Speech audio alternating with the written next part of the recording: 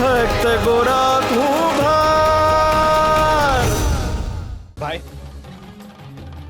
કોઈનો સાથ આપવો એ ક્યારથી પાપ થઈ ગયું? પણ કોઈ અજાણ્યાનો આ રીતે હાથ પકડવો એ પણ પાપ જ છે.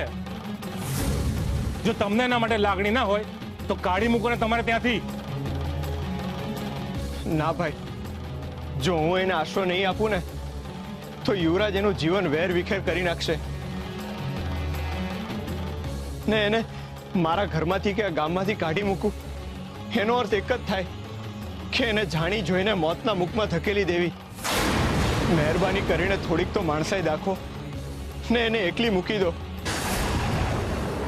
હું તમને હંધાઈને હાથ જોડીને વિનંતી કરું છું, હા આબળા વિશે મનમાં કુવિચારો ન લાવશો. બધું જ સમજે છે ગોરા કે તને એના માટે આટલી લાગણી કેમ છે. એને એકલી મૂકી દઈએ કે તારા માટે મૂકી દઈએ?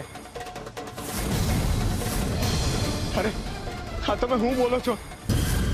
બા, મોઢું આચવીને બોલો. હવે જે દેખાય છે એ જ બોલી રહ્યા છે, એમાં ખોટું શું બોલી રહ્યા છે? આખું ગામ તકલીફ ભોગવે ચાલે, આખું ગામ રાગ થઈ જાય ચાલે, પણ આ છોકરીને કઈ ના થવું જોઈએ.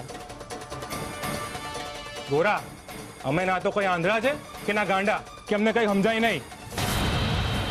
અરે ગોરા, તને એના માટે એટલું બધું પડે છે કે એના હાટોખું ગામ બળી જાય ને તોય તું પાછી પાની નથી કરતો. અરે તું તો ભગત છે ને, તો તારી ભક્તિ છોડીને આ છોકરીને જીવતરમાં પડવાની શું જરૂર પડી? વાત તો સાચી છે.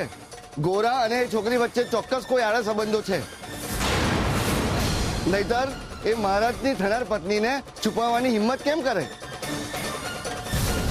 આટલી લાગણી અને આટલી હિંમત તો પ્રેમમાં જ આવે. પ્રેમ નહીં, પાપ કર્યું છે તે પાપ. ગોરા, તારી ભક્તિમાં ધૂળ પડી, તે પર સ્ત્રી પર નજર બગાડી. પાપ કર્યું છે તે પાપ કર્યું છે. હા ગોરા, પાપ કર્યું છે તો પાપ. ના,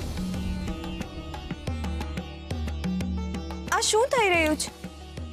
તમે જોઈ રહ્યા છો ને, કર્મના સિદ્ધાંતથી વિપરીત જ ઘટના ઘટી રહી છે અહીંયા તો. ગોરાને એના ઉપકારનો બદલો અપકારથી મળી રહ્યો છે. એણે તો કાદવમાં કમળ ખીલવ્યું હતું, પરંતુ એના ભાગે તો કાદવમાં જ ખરડવાનું આવ્યું. જેણે હંમેશા તમને નજરમાં રાખ્યા, એના ચરિત્ર પર આજે અકારણે જ અંધકાર છવાઈ રહ્યો છે. આમાં કાંઈ નવાઈની વાત નથી રૂકમણી. જે થઈ રહ્યું છે એ તો થવાનું જ હતું. ઉપકારનો બદલો ક્યારેય અપકાર નથી હોતો. કોઈ સત્કર્મના બદલામાં કુકર્મ ક્યારેય નથી હોતું. જેવા બીજ રોપીએ છીએ એવું જ ફળ મળે છે. એ તો સનાતન સત્ય છે. એ જ રીતે ગોરાએ કરેલા સત્કર્મના બદલામાં એને સારું ફળ જ મળશે. અને જ્યાં સુધી એને એનું ફળ નથી મળતું ત્યાં સુધી એને અંત નથી કહેવાતો. હું સમજી નથી શકતી કે તમે કહેવા શું માંગો છો.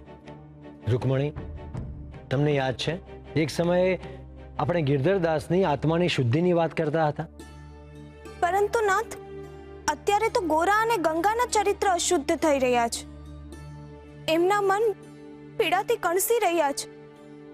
તો આમાં ગિરધરદાસ પોતાનો આત્મા શુદ્ધ કઈ રીતે કરશે? તમે હજુ પણ એક જ નજરે જોઈ રહ્યા છો રૂકમણી, આ સંસારને અને આ ઘટનાને પણ.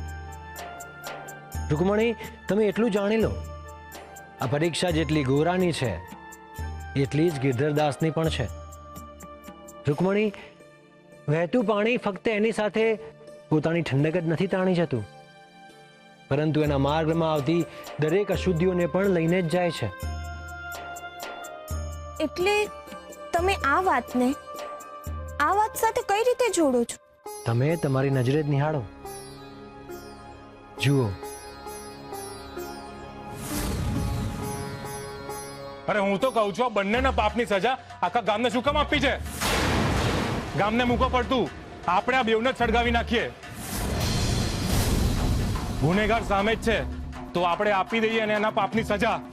મહારાજ પણ ખુશ થશે અને આ ગામની ગંદકી પણ નીકળશે.